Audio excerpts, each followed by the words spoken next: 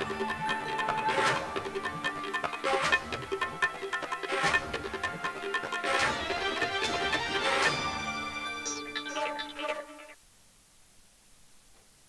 24 घंटों में प्रदेश में कुल 262 संक्रमण के नए प्रकरण सामने आए हैं, 262 न्यू केसेस। अब तक प्रदेश में एक्टिव इन्फेक्शन के कुल प्रकरण 2901 हैं, 2901। अब तक प्रदेश में जो लोग संक्रमित हुए थे उनमें से 4709 4709 पूर्णतः उपचारित होकर डिस्चार्ज किए जा चुके हैं। अब तक कोरोना वायरस के संक्रमण से 213 लोगों की मृत्यु हुई है। इस समय आइसोलेशन वार्ड्स में 2938 लोगों को रखकर उनका इलाज किया जा रहा है। ये जो हमारी त्रिस्तरीय व्यवस्था है L1, L2, L3 की, उसमें उसके अंतर्गत ये 2938 लोग विभिन्न चिकित्सालयों या चिकित्सा महाविद्यालयों में इस समय भर्ती हैं, उनका उपचार चल रहा है। फैसिलिटी क्वारंटाइन में इस समय 9000 लोगों को रखा गया है। कल प्रदेश में 9976 सैंपल्स की जांच की गई। अब हम बिल्कुल 10,000 के करीब पहुंच चुके हैं और जो हमारी सैंपलिंग है, हमारा अब लक्ष्य ये है कि 15 जून तक हम इसे बढ़ाकर 15,000 तक ले जाएंगे। पूल सैंपलिंग के अंतर्गत कल 5-5 सैंपल के 892 पूल की टेस्टिंग की गई और 10-10 सैंपल वाले 121 पूल की टेस्टिंग की गई। इस प्रकार 1013 पूल कल लगाए गए। 5 सैंपल वाले जो पूल लगाए गए थे उसमें 13.78% पॉजिटिविटी पाई गई और 10 वाले जो पूल थे, सैंपल्स के पूल थे, उसमें 21.48% पॉजिटिविटी पाई गई है। सर्वेलेंस के अंतर्गत हॉटस्पॉट के इलाके और जो उससे दूसरे इलाके हैं, इतर इलाके हैं, उनमें लगातार हमारी टीमें सर्वेलेंस की कार्रवाई कर रही हैं और अब तक 99,609 टीम दिवस के माध्यम से 77,68,346 घरों को सर्वेलेंस में लिया गया है, जिसके अंतर्गत 3,94,22,639 लोगों का सर्वेलेंस किया गया है। आरोग्य सेतु ऐप का हम लोग निरंतर उपयोग कर रहे हैं और जो भी आरोग्य सेतु ब्लूटूथ के माध्यम से अलर्ट जनरेट कर रहा है, जिन लोगों को अलर्ट जनरेट होता है जो किसी संक्रमित व्यक्ति के नज़दीक आते हैं, उनके फ़ोन नंबर हमारे पास पहुंच जाता है और उसे हम शेयर करते हैं ज़िलों के साथ। जिन ज़िलों के लोग वो रहने वाले हैं उनके साथ हम शेयर करते हैं। उसके अलावे हम अपने कंट्रोल रूम से निरंतर ऐसे लोगों को फ़ोन करते हैं जिनके अलर्ट जनरेट होता है, जिनके फ़ोन पर अलर्ट जनरेट होता है। अब तक हम लोगों ने 47,235 लोगों को अपने स्टेट के कंट्रोल रूम से फ़ोन किया है, जिसमें 120 लोगों ने अभी हमें ये बताया है कि वो इस समय संक्रमित हैं और उनका इलाज विभिन्न चिकित्सालयों में चल रहा है।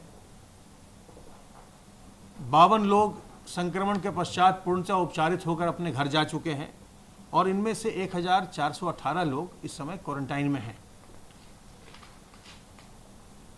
हमारा स्टेट का जो कंट्रोल रूम जहां से हम इनको लगातार फ़ोन करते हैं, उसका नंबर 1800-180-5145 1800-180-5145। इस नंबर पर आप भी फ़ोन करके कोरोना वायरस के संबंध में कोई जानकारी प्राप्त कर सकते हैं। अगर आपको लगता है कि आपके भीतर कोई लक्षण आ रहे हैं, आपकी सांस फूल रही है, आपको खांसी हो रही है, आपको सर्दी हो रही है, अगर आपको लगता है कि कोई ऐसे लक्षण हैं जो कोरोना वायरस के संक्रमण के लक्षण हैं, तो आप इस नंबर पर 1800-180-5145 पर फ़ोन करके हमारे विशेषज्ञों से राय ले सकते हैं और अगर वो आपको सलाह देते हैं कि आप अपनी जांच करवा लें, तो जिला चिकित्सालय, अपने ज़िले के चिकित्सालय में जा कर के अथवा मुख्य चिकित्सा अधिकारी से संपर्क करके अपनी जांच करवाइए। आपकी जांच बिल्कुल निःशुल्क की जाएगी और अगर जांच में संक्रमण पाया जाता है तो आपकी चिकित्सा की व्यवस्था भी सरकार के द्वारा बिल्कुल निःशुल्क की जाएगी। आशाओं के द्वारा, आशा वर्कर के द्वारा लगातार जो प्रवासी कामगार आ रहे हैं उनकी ट्रैकिंग की जा रही है। अब तक 11,28,804 प्रवासी कामगारों की ट्रैकिंग की जा चुकी है, जिसमें से 1,027 लोग लक्षण वाले मिले हैं और इनके सैंपल्स लेकर के इनकी टेस्टिंग की कार्रवाई निरंतर चल रही है। एक जो माननीय मुख्यमंत्री जी ने हम लोगों को एक लक्ष्य दिया था, निर्देशित किया था, तो मुझे आपको ये बताते हुए खुशी है कि आज हम लोगों ने वो लक्ष्य पूरा कर लिया और आज हम लोगों ने प्रदेश में 1 लाख से ज़्यादा बेड्स की व्यवस्था कर ली है। अगर लोग संक्रमित बहुत बड़ी संख्या में भी अगर होते हैं, जो कि होने की संभावना नगण्य है, तो भी हम लोगों को हमने 1,01,236 बेड्स की व्यवस्था L1 Covid care centre, L1, L2, L3, ये जो हमारी चिकित्सकीय व्यवस्था है, जो आर्किटेक्चर है, इसके अंतर्गत हम लोगों ने 1 लाख से अधिक बेड्स की व्यवस्था कर ली है। अब बेड्स की व्यवस्था इतनी करने के पश्चात अब हमारा सारा ध्यान, पूरा का पूरा ध्यान अब क्वांटिटी के बजाय अब हमारा सारा ध्यान क्वालिटी पर फोकस हो जाएगा कि जो हमारे बेड्स हैं उसके लिए मेडिकल टीम्स उपलब्ध हो, मेडिकल टीम्स की पूरी ट्रेनिंग हो, जितने इक्विपमेंट चाहिए वो उपलब्ध हों, दवाइयाँ उपलब्ध हों और हम अधिक से अधिक संख्या में जो हमारे इंफ्रारेड थर्मोमीटर्स हैं, पल्स ऑक्सीमीटर है और जो हमारे वेंटिलेटर्स हैं या और जो ऑक्सीजन कॉन्सेंट्रेटर है, ये चीज़ें हम सब उपलब्ध करा सकें, जिससे कि हम लोगों को सुविधाएं दे सकें। जिसको भी चिकित्सकीय सुविधा चाहिए उसको हम दे सकें। ऑक्सीजन सिलेंडर्स भी हम बड़ी संख्या में हम उपलब्ध करवा रहे हैं सभी चिकित्सालयों को, ताकि ऑक्सीजन की व्यवस्था अधिकांश बेड्स पर रहे और किसी को भी ज़रूरत पड़ती है तो उसको वो हम सुविधा मुहैया करा सकें। तो अब हमारा ध्यान इतनी सारी बेड्स की व्यवस्था करने के बाद गुणवत्ता को बढ़ाने पर निरंतर रहेगा। प्रवासी कामगार जो हमारे यहाँ जो सेकेंड फेज़ में 1 मई से आने शुरू हुए थे, तो जो 10 तारीख तक हमारे प्रवासी कामगार आए थे, अब उनका होम क्वारंटाइन आज 31 तारीख को वो भी उनका समाप्त हो गया। अब 10 के बाद के जो प्रवासी कामगार हैं अभी उनका होम क्वारंटाइन चल रहा है। उनका होम क्वारंटाइन 21 दिनों का है और वो 21 दिन पूरा करने के बाद ही अपने घर से बाहर निकलें। इसी से गांव के लोगों की और पूरे समाज में और प्रदेश में संक्रमण का नियंत्रण होगा। जो हवाई जहाज़ से प्रवासी आ रहे हैं या जो रेलवे से आने वाले हैं कल से, उनके लिए भी क्वारंटाइन की व्यवस्था है। मेरा आग्रह होगा कि आप सभी लोग अपने क्वारंटाइन का 100% पालन करेंगे और क्वारंटाइन का पालन नहीं करना एपिडेमिक्स एक्ट के अंतर्गत दंडनीय अपराध है। तो एक और जहां आप किसी प्रकार के दंडनीय अपराध करने से बचेंगे, वहीं आप जो लोक स्वास्थ्य है प्रदेश का, समाज का, उसके लिए भी आपका बहुत बड़ा कंट्रीब्यूशन होगा। अगर आप अपने घर के अंदर रहते हैं और होम क्वारंटाइन का पालन करने के बाद ही आप घर से बाहर निकलते हैं, तो आप स्वयं भी बचेंगे और अपने पास पड़ोसी को, अन्य लोगों को भी बचाएंगे। और जब आप होम क्वारंटाइन में घर के अंदर हैं, तो घर के अंदर आपको इस बात का ध्यान रखना है, सभी लोगों को, जो होम क्वारंटाइन में हैं उनको भी और जो नहीं है क्वारंटाइन में उनको भी इस बात का ध्यान रखना है घर के अंदर कि अपने बुजुर्गों से दूर रहिए, 10 साल के जो छोटे बच्चे हैं उनसे दूर रहिए, गर्भवती महिलाओं से दूर रहिए और जिनको पहले से कोई बीमारी हो, डायबिटीज़ है, हाइपरटेंशन है, किसी को कैंसर है, किसी को लीवर की बीमारी है, किसी को किडनी की बीमारी है, इन लोगों से दूर रहिए। इनको किसी भी हालत में हमें कोशिश करनी चाहिए कि इनको संक्रमण न हो। तो जो लोग भी इस तरह के हैं जिनमें रिस्क ज़्यादा होता है, उनको हमें बचाना है, खुद को भी बचाना है और उन्हें भी बचाना है। और इससे अपने आप को बचाने के लिए जो तरीके हैं, एक तो साबुन पानी से बार बार हाथ धोते रहना, साबुन पानी अथवा सैनिटाइज़र से बार बार हाथ को साफ़ करना, जब भी आप सार्वजनिक स्थल में जाएं तो अपने मुंह और नाक को ढकना, फेस कवर करना, चाहे आप मास्क से करें, चाहे आप रुमाल से करें, दुपट्टे से करें, गमछे से करें, लेकिन अपने मुंह और नाक को ढक के रखिए। और साथ ही साथ 2 गज की दूरी मेंटेन करिए। जहां भी आप जाएं लोगों से 2 गज की दूरी रखिए। इससे आप स्वयं भी संक्रमित नहीं होंगे, दूसरों को संक्रमित भी नहीं करेंगे। तो मेरा आपसे यही अनुरोध है कि इस बीमारी से घबराएं नहीं। अगर किसी को ये संक्रमण होता है, कोई बीमार पड़ता है, उसके प्रति मन में कोई दुर्भावना मत लाइए, क्योंकि ये संक्रमण किसी को भी हो सकता है। न तो किसी जाति मजहब का ख्याल है इस संक्रमण को, न उम्र का ख्याल है। इसलिए किसी को संक्रमण हुआ उससे दुर्भावना मन में बिल्कुल मत लाइए, उसकी मदद कीजिए। और सरकार ने जांच और चिकित्सा की सुविधा बिल्कुल निःशुल्क उपलब्ध करवाई है, उसका लाभ उठाएं। और आज की जो सबसे बड़ी खबर थी वो मैंने आपको बताया कि अब हम लोगों ने प्रदेश में L1, L2, L3 की जो हमारी त्रिस्तरीय चिकित्सकीय व्यवस्था है, उसके अंतर्गत हमने 1 लाख से ज़्यादा बेड्स का प्रबंध कर लिया है। अब मैं अनुरोध करूंगा अपर मुख्य सचिव गृह से कि वो आगे की सब बातें आपको बताएं।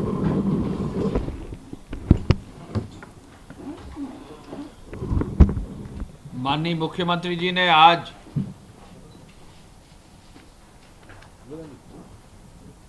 बैठक जो कोविड-11 की टीम 11 की बैठक थी, आज सुबह 10:30 बजे की। सबसे महत्वपूर्ण बिंदु था लॉकडाउन 4 के बाद 1 जून से जो भारत सरकार की कल गाइडलाइंस आई थी, उसके अनुरूप स्टेट गवर्नमेंट की गाइडलाइंस इशू करने का। मुख्यमंत्री जी ने एक एक बिंदु पर चर्चा करके जो अनुमति गाइडलाइंस की दी है वो अब जारी कर दी गई हैं। उसके बारे में मैं गाइडलाइंस के बारे में, जो नई गाइडलाइंस जारी हुई हैं और 30 जून तक जारी रहेंगी, उसके बारे में उन्होंने जो आदेश दिए हैं और स्टेट गवर्नमेंट की तरफ से जो जारी किया गया है उस पर मैं आपको ब्रीफ करना चाहूँगा। जैसा आपको सबको विदित है कि 8 जून से जो धार्मिक स्थल हैं और पूजा स्थल हैं उनको खोला जाएगा। होटल, रेस्टोरेंट और अतिथि सत्कार की जो सेवाएं हैं वो भी 8 जून से खुलेंगी और शॉपिंग मॉल्स भी 8 जून से खुलेंगे। लेकिन इन तीनों व्यवस्था के लिए भारत सरकार की जो हेल्थ विभाग की जो गाइडलाइंस आएंगी और जो प्रदेश सरकार अपनी गाइडलाइंस जारी करेगा, उसके अनुरूप जो है ये 8 जून से ये खोलने की व्यवस्था होगी।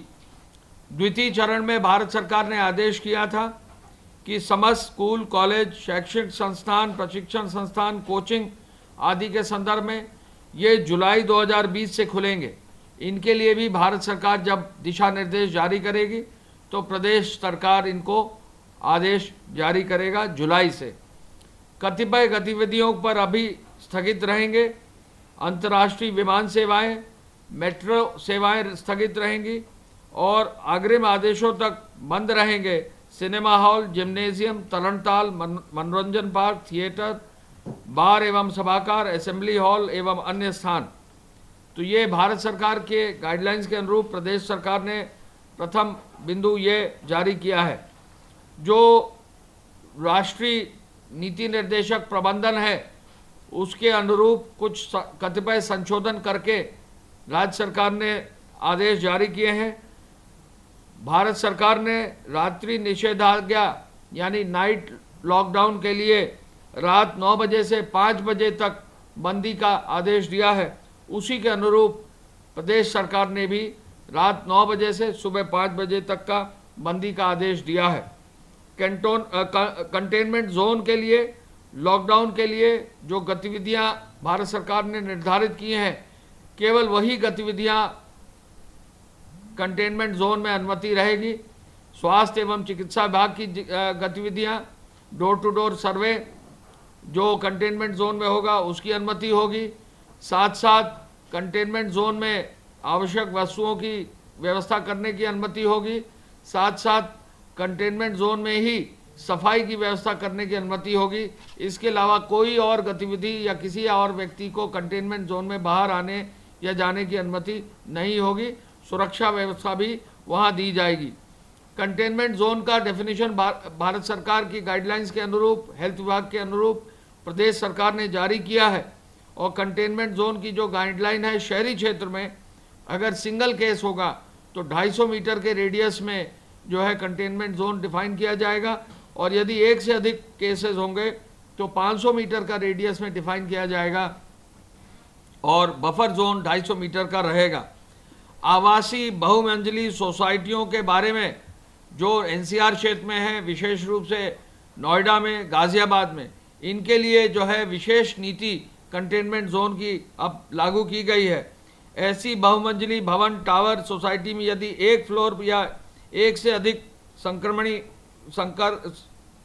संक्रमण अगर केस मिलता है तो ऐसे बहुमंजिले भवन को कंटेनमेंट जोन केवल उसी भवन को किया जाएगा जिसमें कि जो केस निकलता वो आएगा। यदि सोसाइटी में एक से अधिक टावर में केस निकलेंगे तो फिर जो टावर्स में केस निकले हैं उनको तो बंद किया जाएगा, लेकिन कुछ कॉमन एरिया डिफाइन किया जाएगा। अगर उसकी आवश्यकता पड़ेगी तो उनको भी जो है बंदी के क्षेत्र में रखा जाएगा। वाणिज्यिक औद्योगिक कार्यालय भवनों का यदि वहाँ पर कोई केस निकलता है तो कंटेनमेंट जोन जो उनमें बनाया जाएगा उसमें जो कार्यालय है, औद्योगिक संस्थान है और वाणिज्यिक भवन है उसको 24 घंटे के लिए बंद कर दिया जाएगा, और 24 घंटे में उसको पूरा सैनिटाइज किया जाएगा। जिलाधिकारी और वहाँ के हेल्थ विभाग के लोगों के माध्यम से उसको पूरा सैनिटाइज किया जाएगा, और 24 घंटे बाद फिर ऐसे भवनों को जो है पुनः डिसइंफेक्ट करके पूरा उसकी व्यवस्था सुनिश्चित करके उनको फिर खोला जाएगा। ऐसे भवनों को सैनिटाइज और डिसइंफेक्ट करने का खर्चा और कार्य भवन स्वामी को स्वयं वहन करना पड़ेगा। यदि कोई सक्रिय केस सिंगल फ्लोर में पाया जाता है तो वो केस अगर एक फ्लोर में है तो उसी फ्लोर को जो है केवल सील किया जाएगा, बाकी फ्लोर्स को सील नहीं किया जाएगा, और यदि मल्टीपल फ्लोर्स पर है तो पूरे टावर को सील किया जाएगा। ग्रामीण क्षेत्र में यदि एक केस है तो उस मजरे की आबादी के एरिया को ही सील किया जाएगा, और यदि मल्टीपल केस हैं ग्रामीण क्षेत्र में तो जिन जिन मजरों में जहां केस हैं उन मजरों को ही केवल जो है सील किया जाएगा। इसके अलावा राज्य सरकार ने गौतम बुद्ध नगर और गाजियाबाद के एनसीआर क्षेत्र के लिए ये आदेश किए हैं कि एनसीआर क्षेत्र में जो वहाँ के लोक स्वास्थ्य हित की व्यवस्था है उसको सुनिश्चित करने के लिए वहाँ का जिला प्रशासन, वहाँ की पुलिस और वहाँ के हेल्थ डिपार्टमेंट के लोग जो भी अधिकारी जिम्मेदार हैं वो मिलकर पूरी व्यवस्था ऐसी बनाएंगे जिससे एनसीआर क्षेत्र में हमारा जो स्वास्थ्य की व्यवस्था है वो मजबूती से लागू रह सके। यानी नोएडा में, गाजियाबाद में, वहाँ पर जो भी प्रतिबंध लगाने हैं, जो भी व्यवस्था बनानी है, पासेस की व्यवस्था बनानी है, जो भी अन्य कार्रवाई सुनिश्चित करनी है, वो भारत सरकार की गाइडलाइंस को देखते हुए जो प्रतिबंध स्थानीय स्तर पर लगाने हैं वो नोएडा और गाजियाबाद के जिला प्रशासन, वहाँ के वरिष्ठ पुलिस के अधिकारी एवं वहाँ के वरिष्ठ जो है चिकित्सा विभाग के अधिकारी देंगे। ऐसा राज्य सरकार ने, प्रदेश सरकार ने, उत्तर प्रदेश सरकार ने निश्चित किया है। समस्त कार्यालयों के लिए आदेश अब ये है कि 100% अटेंडेंस होगी, लेकिन जो भी कार्यालय हैं उनमें 3 चरण में जो है कार्यालय खुलेंगे, यानी 3 पालियों में कार्यालय खुलेंगे। पहली पाली जो है वो सुबह 9 से 5 बजे की होगी, दूसरी पारी जो है 10 बजे से 6 बजे की होगी, और तीसरी पारी जो है 11 बजे से शाम 7 बजे की होगी। यानी सोशल डिस्टेंसिंग फॉलो करके, मास्क का इस्तेमाल करके, सैनिटाइजर्स का इस्तेमाल करके, जहां भी आवश्यकता होगी तो वहां थर्मल स्कैनिंग सुनिश्चित करते हुए कार्यालयों को खोला जा सकेगा, लेकिन 100% अटेंडेंस जो है सरकारी कार्यालयों की सुनिश्चित की जाएगी। सभी प्रकार की औद्योगिक गतिविधियों को अनुमति दी गई है। औद्योगिक गतिविधि चालू करने के लिए औद्योगिक इकाइयों में thermal scanning, sanitization, face mask, face cover और सोशल डिस्टेंसिंग का तो पालन होगा ही होगा, लेकिन उद्योगों को एक छूट ये दी गई है कि रात्रि शिफ्ट जहां उद्योगों की चलाई जाती है तो रात्रि शिफ्ट में वहां सुरक्षित साधन यानी बस आदि की व्यवस्था यदि वहां के स्टाफ के लिए की जाती है तो रात्रि शिफ्ट की भी अनुमति रहेगी। पूरे प्रदेश में दुकानों को खोलने के लिए दुकानदारों को की व्यवस्था ये दी गई है कि वो फेस कवर, मास्क और ग्लव्स का भी इस्तेमाल करें।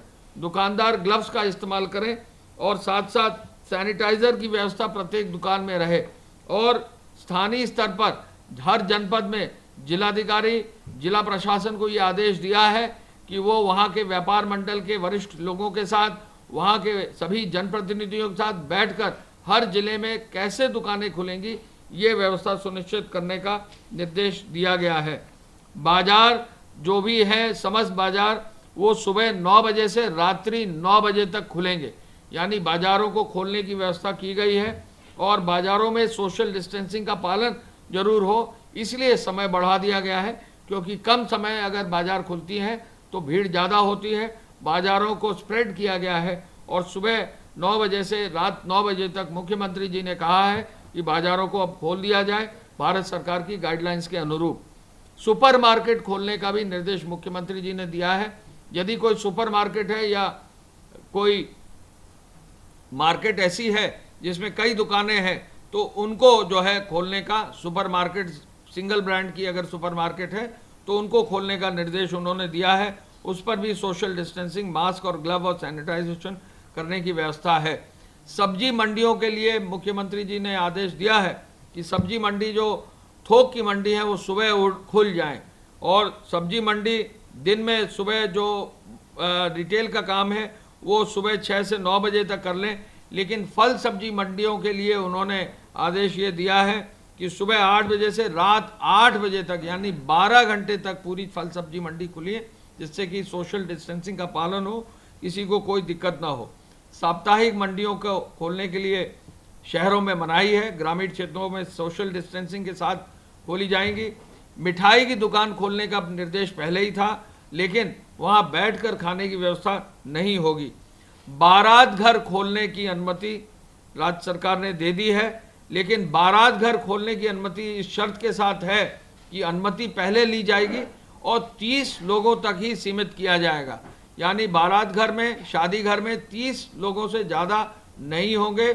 बारात घर में एक विशेष रूप से निर्देश मुख्यमंत्री जी ने दिया है, कोई भी असला लेकर किसी भी बारात घर में नहीं आएगा। शादी ब्याह में कोई भी अगर हवाई फायरिंग या हर्ष फायरिंग कहीं करता है, बहुत सख्त कार्रवाई करने का उन्होंने निर्देश दिया है। इस शर्त के साथ की अनुमति रहेगी, इस शर्त के साथ 30 लोगों से ज़्यादा नहीं होंगे और ये शर्त भी लगाई जाएगी कोई असला लेकर नहीं आएगा तो बारात घर और शादी घर खोलने की अनुमति दी गई है।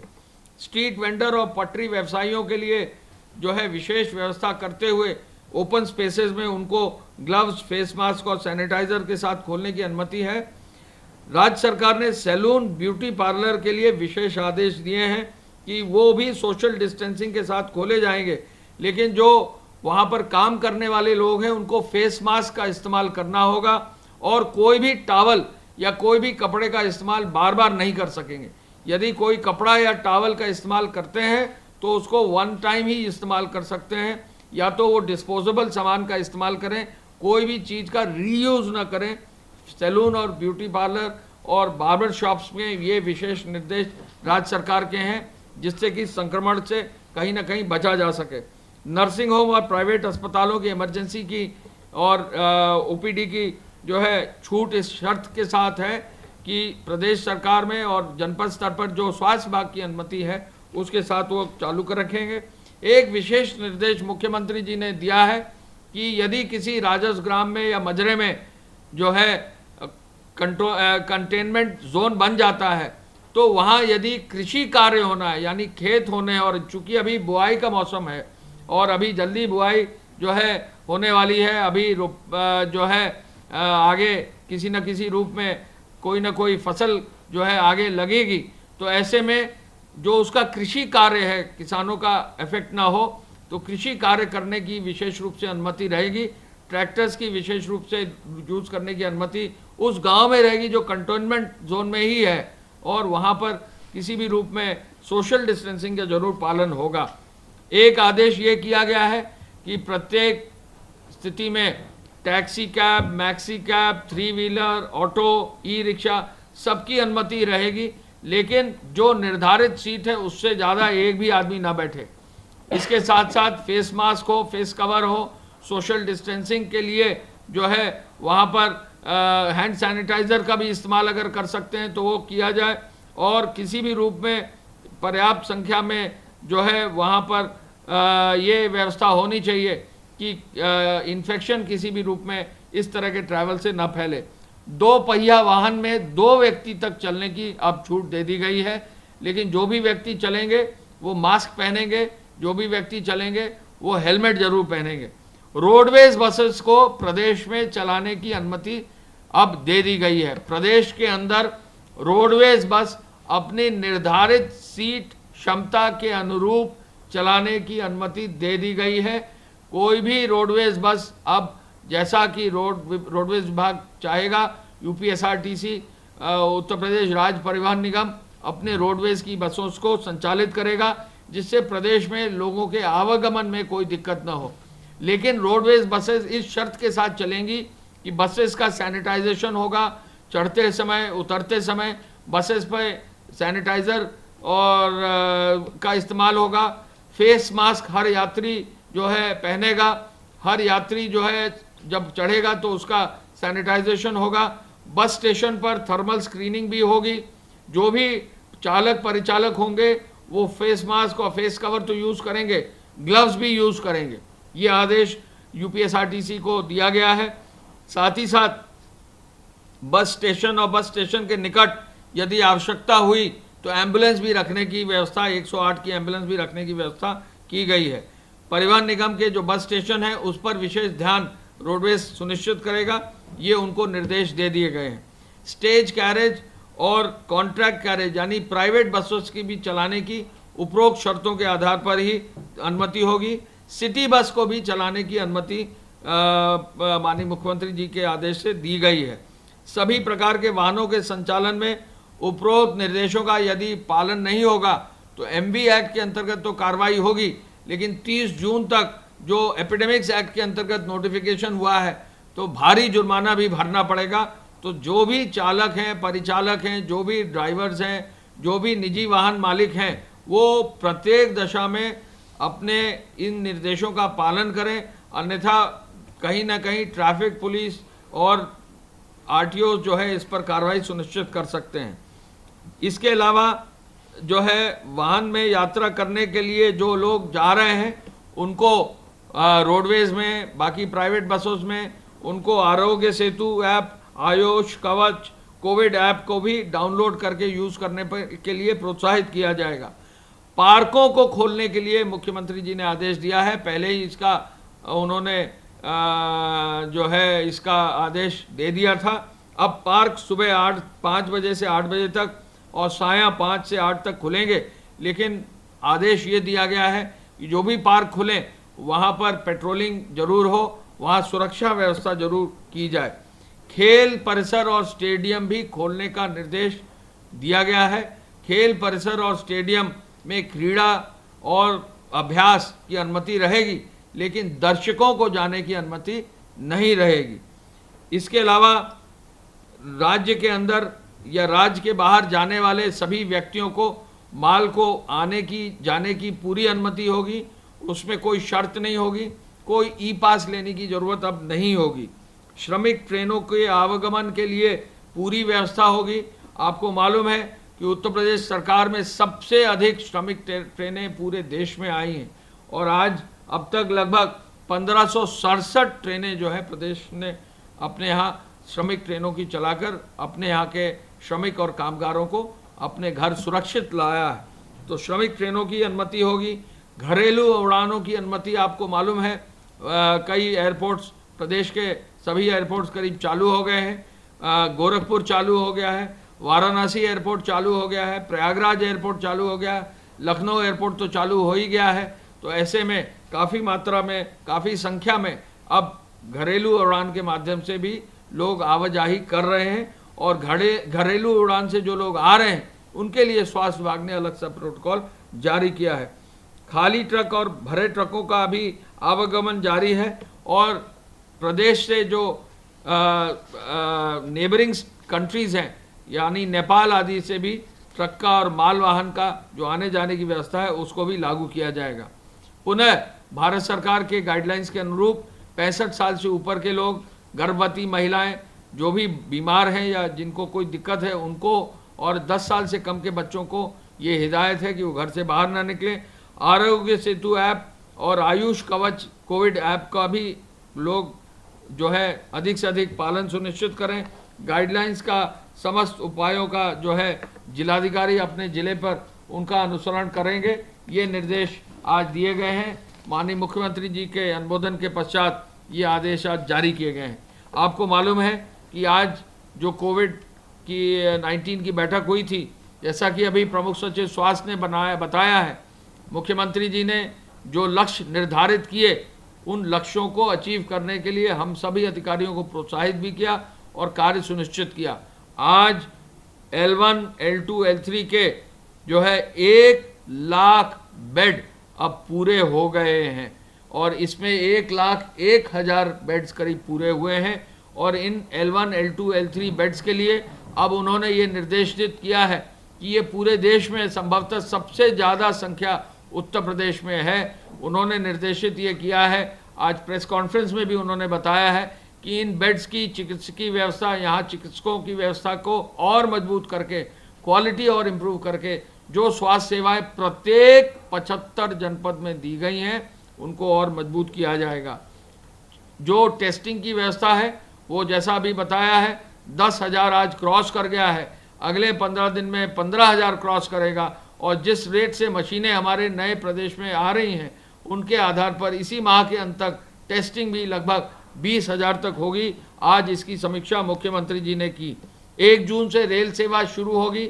रेल में जो लोग ट्रैवल कर रहे हैं, रेल में जो लोग यात्रा कर रहे हैं, उनको भी एक गाइडलाइन स्वास्थ्य विभाग ने जारी की है। जो भी रेल में यात्रा करें बहुत ही सावधानी पूर्वक सोशल डिस्टेंसिंग का जो है इस्तेमाल करें, हैंड सैनिटाइज़र का इस्तेमाल करें। रेल विभाग जो भी इंस्ट्रक्शंस देता है उनका जो है अनुसरण करें। और रेलवे स्टेशन पर जिला प्रशासन, वहाँ की पुलिस, वहाँ के हेल्थ डिपार्टमेंट के जो भी अधिकारी निर्देश देते हैं, रेल से उतरने और चढ़ने वाले लोग कृपया उनका अनुसरण करें। रेलवे बोर्ड को पत्र लिखकर हम ये अनुरोध करने वाले हैं कि हैंडबिल के माध्यम से जो भी लोग रेल में ट्रैवल कर रहे हैं उनको अवेयर किया जाए, उनको जो है अवगत कराया जाए कि क्या क्या सावधानियां बरतनी है। गोदाम से राशन की दुकान तक पूरी पारदर्शिता हो, GPS प्रणाली लागू हो, ये भी निर्देश आज दिया है। राशन वितरण में यदि कहीं घटतौली होगी तो FIR दर्ज होगी। जो भी इसमें कोई भी लोग अगर अंतर्ग्रस्त हैं तो उन पर बहुत सख्त कार्रवाई होगी। मुख्यमंत्री जी ने आज ये आदेश दिया है। आकाश